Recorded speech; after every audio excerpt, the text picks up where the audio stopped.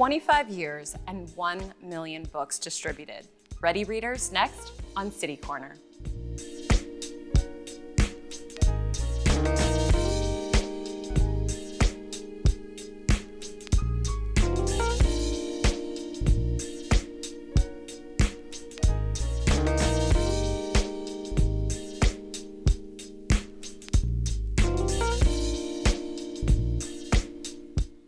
Hi, I'm Sarah Thompson, and welcome to City Corner.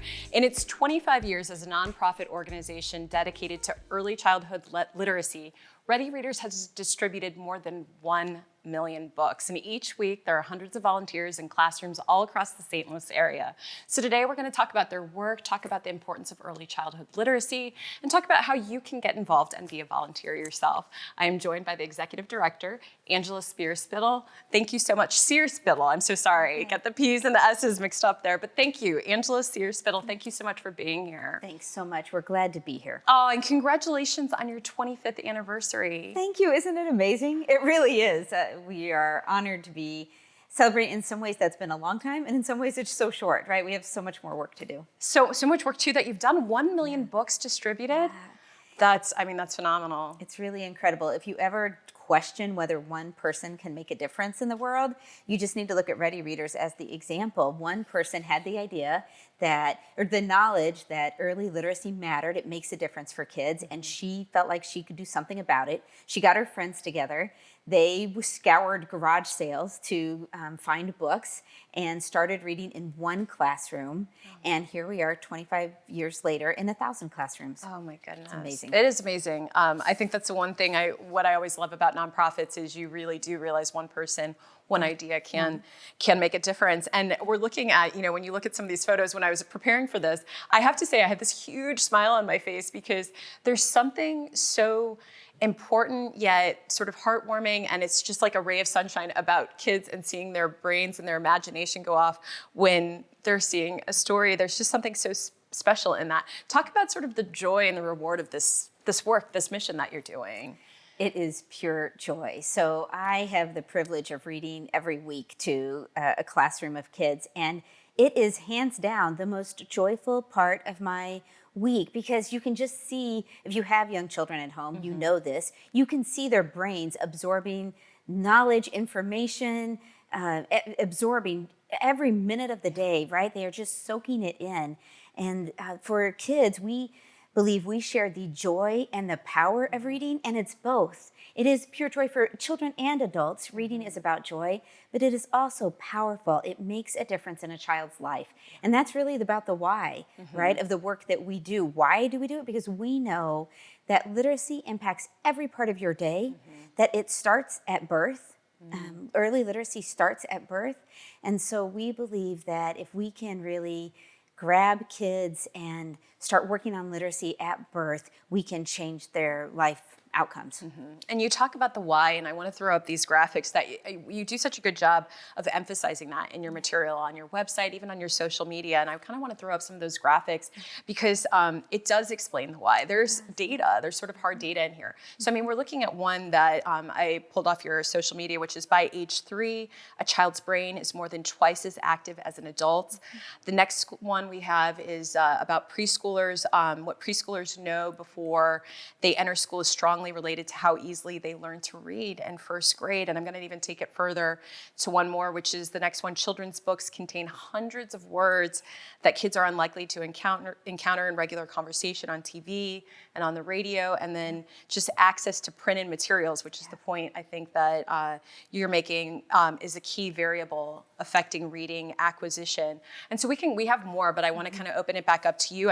When you look at this data, we know now that children score higher on testing. We know that they do better by having early childhood literacy. So, talk about some of the, not in specifics, but these data points that we've looked at. What does that sort of tell you in the work that and how do you share that to the community? That's exactly right. That's why we focus on early childhood. Experts say that early childhood is from 0 to age 8. Okay. Right now, we focus on 0 to age 6, but early childhood is critically important for so many aspects of a child's development, but absolutely around relationships and literacy. So for young children, we know that when children enter kindergarten, they need to be ready to learn to read. That 90% of language acquisition or beginnings of language happens before age 5. So when they're entering kindergarten, they need to be ready to learn how to read. That's an important milestone. Vocabulary can be a predictor for children when they're leaving kindergarten, other things. And so then our goal is to help children be ready to learn to read when they get into kindergarten, because we know when that happens, they are far more likely to be reading at grade level when they get to 3rd grade. And 3rd grade is a switch. Kids have to be reading at grade level at 3rd grade, because after that, they have to read to learn the material. So up to that point, they're learning how to read. After 3rd grade, they have to read to be able to learn, right? It's an important switch. So there's all kinds of research that's been done about 3rd grade reading scores, and we know that if kids are reading at grade level in the 3rd grade at an age-appropriate level, they are more likely to graduate from high school. They have better, more likely to get a good paying job, right? To have better paying job, higher incomes. They have better health outcomes. It impacts every area of their life. And so that's why we focus on those earliest of ages, because research ties it all together right up the line as they get older, that it starts at birth. Wow. That's it's our really, focus. Really fascinating. I know when I was looking at some of your material, you have a line in there, a quote that says, "Literacy lifts lives out of poverty," and I think that hits at some of the points that you're talking about. So I mentioned, the work in the classroom and with the volunteers. So we've got some testimonials from, I guess, some volunteer readers, and I want to go ahead and play those, because I think just queuing them up, it gives a really great idea, and then we'll kind of talk about it after we look at it, but what this interaction looks like. So we're gonna cut to a video of some Ready Reader volunteers in the classroom and what they have to say about their volunteer work. Let's take a look. I think the most important thing is the emotional investment that the kids have about reading. Whether you have the background or not, or whether it's reading or learning a language, if you feel good about it, if you think this is something I'm going to enjoy, then you're going to get better at it. You're going to improve at it. You're going to enjoy what you're doing. If you can get them smiling, if you can get them, invested, this is going to be fun. And whether they can have the reading skills or not, have the academic skills or not, this is fun. And that's the most important thing. Even if I get the wrong answers, even if I haven't done the homework, even if I really don't know what I'm talking about, I'm still going to have fun. So that's, I think, what you want to do, is to make sure that the kids have fun for the half hour that I'm with them. And my approach as a teacher, if you learn something along the way, that's just gravy. But the idea is that you enjoy this 30 minutes. This, Walter's Wonderful Web, was one of the Ready Reader gift books a few years ago. And it's about a spider who's trying to make the strongest, most beautiful web he can. He gets to the point where he feels frustrated. Frustrated is also in this book. The picture in this book is a girl trying to tie her shoe. And the book says, "I'm frustrated because I can't do it." Walter felt frustrated because all his beautiful webs kept floating away in the wind. But just as the girl in this book sticks with it and learns to tie her shoe, Walter ends up learning to make a beautiful and sturdy web that will withstand the wind. And how does that make all of us feel? The last emotion shared in this book is proud. We can all celebrate pride in sticking with something, getting past the frustrating part of it, and making it through.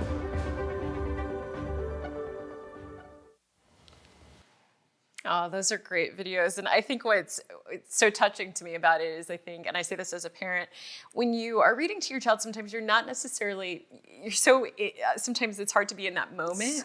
But when you're hearing it and seeing it like this, you really, really, really see the importance of that act of what you're doing. You do. Our volunteers, I think, have are amazing examples, right, of the relationship that is part of a reading. When a young child brings you a book or wants to read a book, sometimes they are looking to read the book, sometimes they love the rhyming words, sometimes they love the pictures, but all of the time they are looking for connection.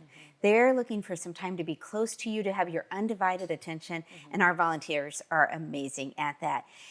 I think our two other things our volunteers are great at making story times fun. Yeah. Right? Because if we can make reading fun to a child when they are 3 or 4, they are far more likely to read as they get older. They are also great at helping children work through emotions and with books, right?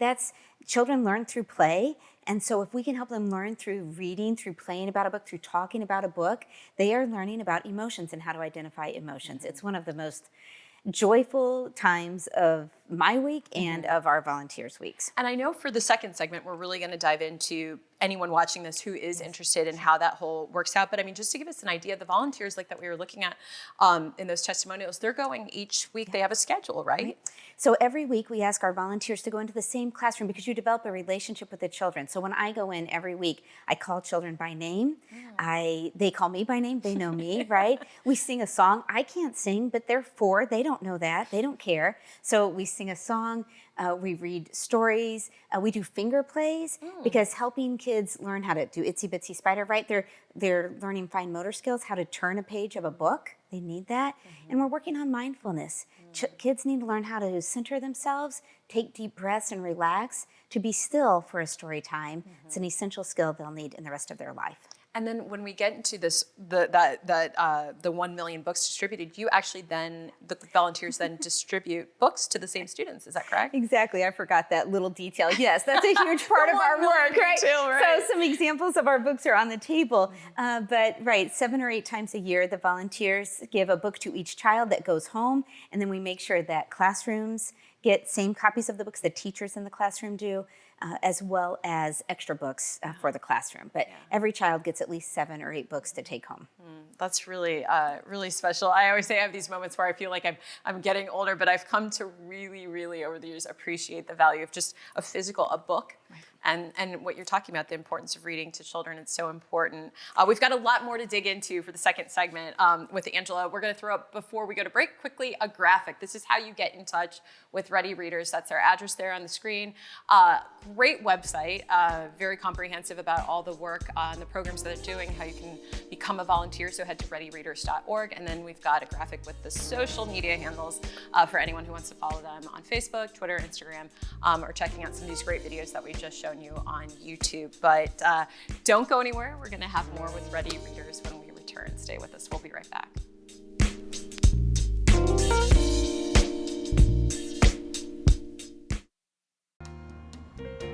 There's so many reasons to love St. Louis, you can't pick just one. What I love about St. Louis is the 79 unique neighborhoods and 108 beautiful city parks, including Forest Park, which is actually larger than Central Park in New York, and the gorgeous Tower Grove Park right here. And there's always something new to experience, no matter the time of day or the season. So come and experience St. Louis. Voices? Like your text to emoji ratio? Oh man, the selfies. Selfie. Nailed it. We all have warning signs that let us know that we're probably not okay to drive. Mine is pretending to be your subconscious. Craig, come on man, let's split a ride home.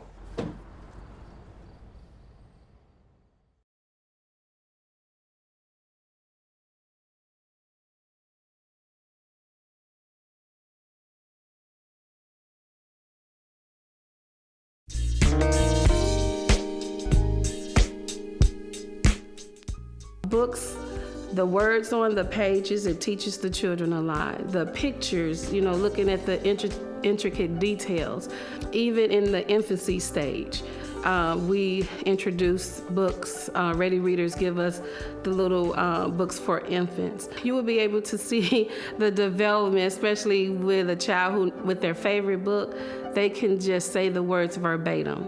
And we also use books as a coping mechanism as well. So if a child just need to calm down, we can tell them, go get your favorite book, and the teacher sit alongside and read the books with them. You just really see the child go from angry and then to calm. And it's like magic. It really is. I couldn't see our school without books. And without our Ready Readers either.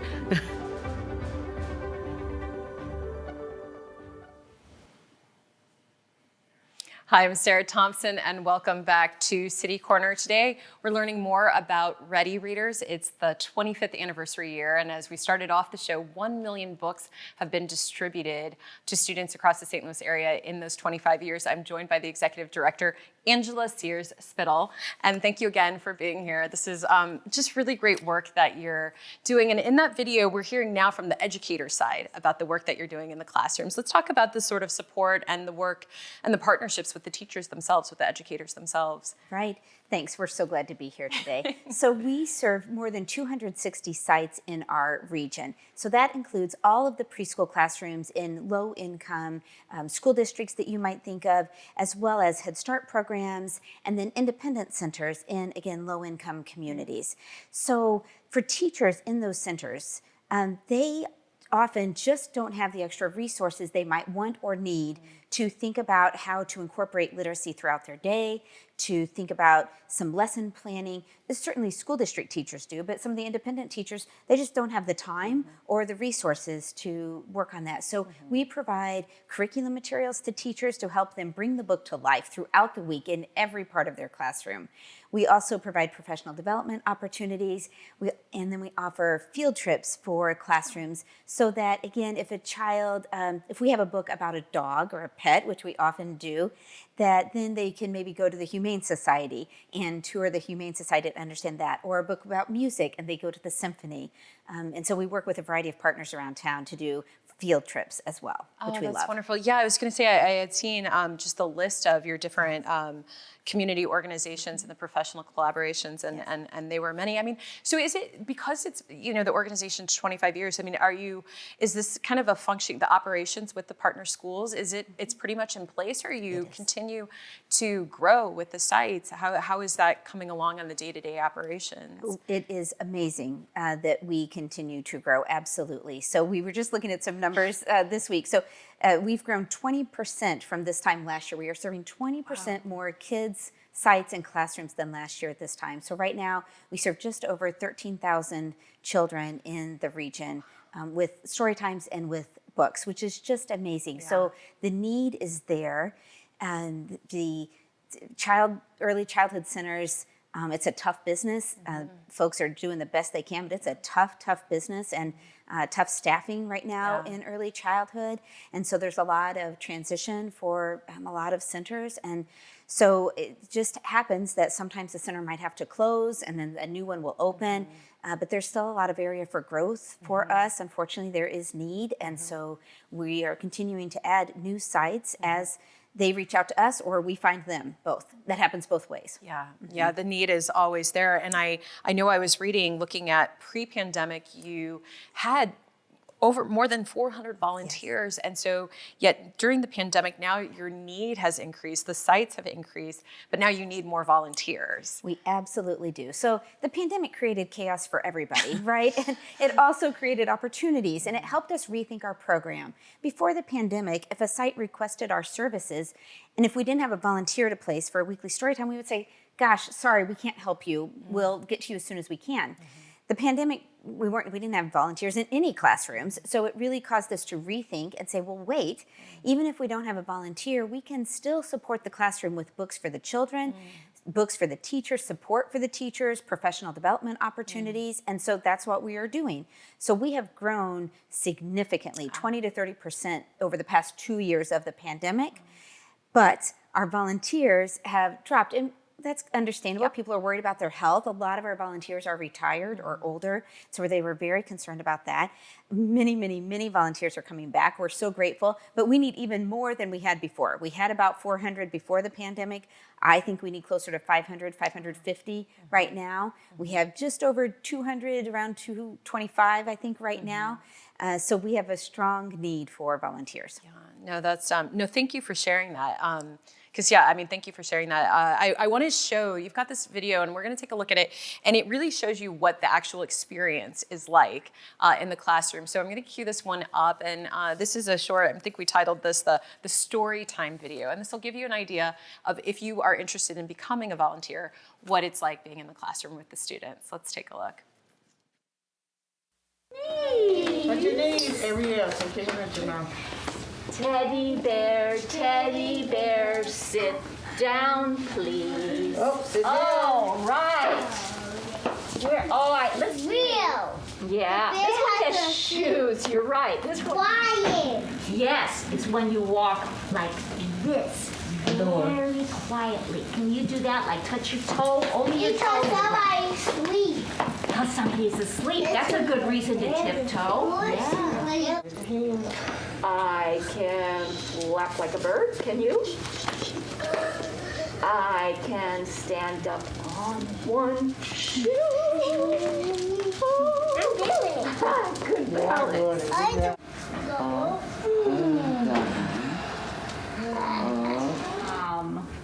I'm scared, he said, about the bear. He cuddled his teddy. He huddled in his, and a great big bear bottom sat on the lid. Oh my goodness. The bear munched and he crunched, he chucked and he chewed and greedily gobbled up all of the food. Who's that? A teddy. That's his teddy. All right, and there we go. It's such an interesting. It is that interaction between the student and the reader and the adult. It's really quite special. You were you were telling me something off camera, but you were can gonna say just something tell the about kids this. are so engaged, right? Like a lot of people think a 30-minute story time. What in the world would I do for 30 minutes? Well, it goes very quickly, first of all. But it's more than just reading a book. You're engaging children in lots of different ways. They're asking questions. You're talking to them. I mentioned earlier, you might do a little singing, some breathing. My favorite part about that video is the little girl who's going. She's breathing with her whole body, right? She's going in and out with her whole body because that's how 4-year-olds breathe, right? And it's just a perfect example. I would love to take everyone in for a 30-minute story time, but that's a little disruptive. So this is the next best thing. It's about 80 seconds worth of a story time. Well, in looking at the videos, clearly they're high energy and there's a lot of engagement back and forth going on. And so you train your volunteers. So I want to walk through that process because I'm thinking right now as I'm watching this, oh, so-and-so would be great for this, or I might know someone who's interested. Will you talk about sort of how you make it more uniform and so how the volunteers are trained and how that process goes and how long it takes? Absolutely. And I think I'm the poster child for our training. If I can do this, everyone can do this because I could never be an educator. I would not be able to do it. But you can't be an executive director. I can't be a director and I can volunteer, right? I can do a 30-minute story time once a week. So we spend a lot of time training our volunteers about the different elements that we're asking them to incorporate. And they are all planned out for a reason, right? It's all about making the story time fun, engaging for children, but it's also about making sure that we are teaching the skills that they need to be ready to enter kindergarten. So, right? So we are reinforcing the work that the teachers are doing minute by minute, hour by hour, we're reinforcing that work. And so we talk to the volunteers about here's what we're asking you to do with a song or rhyming words or mindfulness work. Here's what we're asking you to do and here's why. So we have about a 90-minute to 2-hour kind of orientation session, training session for volunteers to give them all the material they need. We provide lots of resources and updates for volunteers. We have a lending library. They can visit their own local library. Oh, okay. It's a great resource for storytime books. They can also visit our office where we've pulled books out that are specifically great for story times. So lots of support and training for volunteers.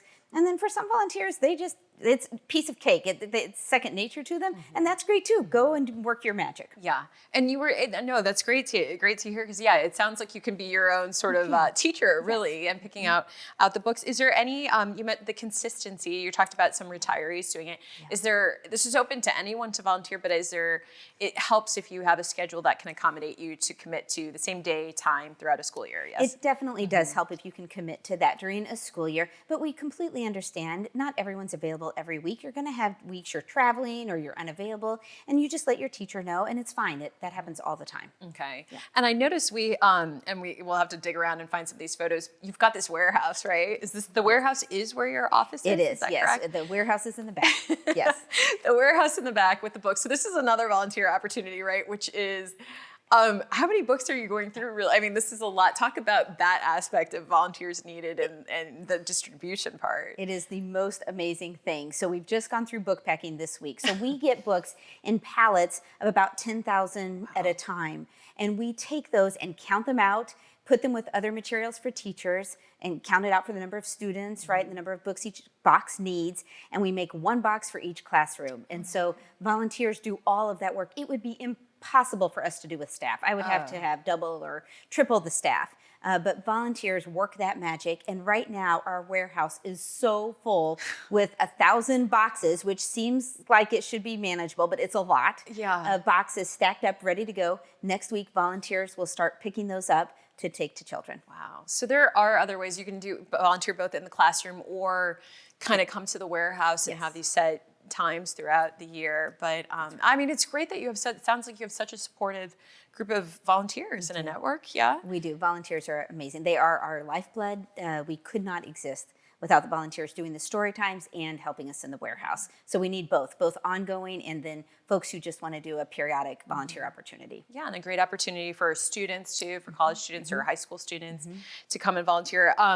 You know, what I love about what we cover here at the station, talking to nonprofits, is just one, keeping in tune with what's going on in the community and the great work. But also when I speak to executive directors, I always try to get to this point, which is the motivation, like what keeps you going each day? Because this is a lot of work and we're talking about the smiles and the happiness and looking at the photos, but you are also aware of this acute need that this needs to happen. If it's not there, you're talking about students not getting access to this and affecting their future. So what kind of motivates you and with your team to kind of keep going and keep pushing ahead, especially in the nonprofit world? It's a lot of hard work. It is. I think it's pretty simple for us, for me and for many of the staff that I work with, that it's a joint thing. It is both the individual relationship with children, right, and being able to connect with children and open up their world with literacy. So that is a piece of it, that individual relationship. But it's also, we get to work on a larger systemic issue that we all care about, equity in education, and trying to make sure that all children have a start